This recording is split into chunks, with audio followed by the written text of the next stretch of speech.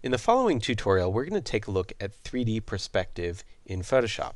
Now, we're going to be using either Photoshop CS4 or CS5 because they pretty much have the same tools that we need.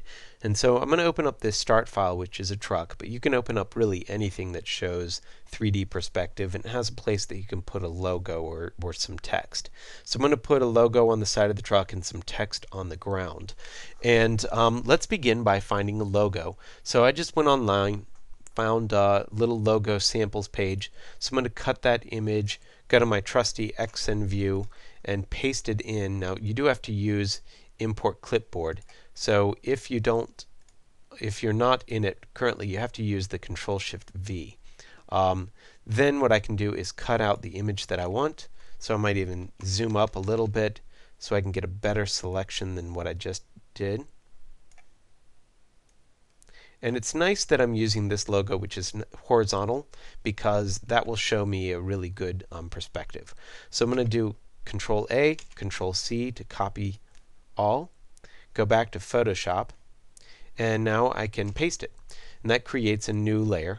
And I'm going to just set that aside for right now because I want to be able to see what the original logo looks like.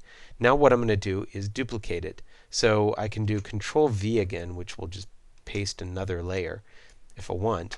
And I'm going to make this logo kind of fit the top of the box. Now in order to do a manual distortion, we can use the Control-T transform tool. So do Control-T, then you can zoom up a little bit if you want. And when you press the Control key, you can actually manipulate that free transform tool in three-dimensional space, or let's say distortion. Now it's a little hard to get this to go towards what the actual vanishing points are because we don't have a great reference at this point. But once you've kind of got it set the way you want, you can double click or press the enter key, and it will make that, of course, be finalized. And another nice thing to do is make it, composite it so that it looks like it's actually on the side of the truck. So there's my 3D object that we just created, and that was pretty simple. Now what I'm going to do is create another 3D layer, and it's important that we create another 3D layer that's blank for the next process that we're going to do. Now we're going to use the vanishing point tool. And the vanishing point tool allows me to actually create a vanishing point for the object just by clicking and dragging. And you'll see that we kind of get a vanishing point that we can, or a vanishing point object, I guess, that we can manipulate after the fact, so we can fine-tune it a little bit. And we can actually draw multiple ones. So if I want to create another one, I can create one for the ground as well. So this is a little harder to figure out exactly what perspective the ground is in right now, but I can do a pretty good job.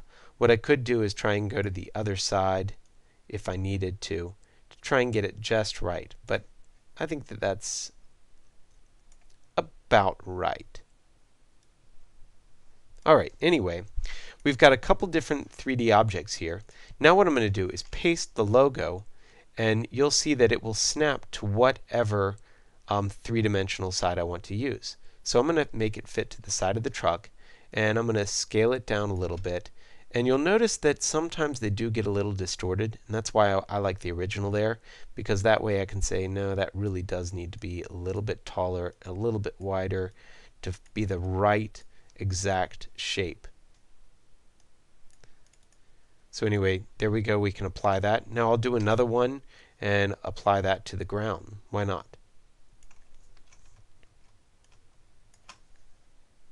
Click OK, and you'll see that we've applied those. And now we can do something like multiply and apply it to the side of the truck as well as the ground. And now we can even create text. So I'm going to create some simple text this way. Scale up that text. And I'm going to actually pause here.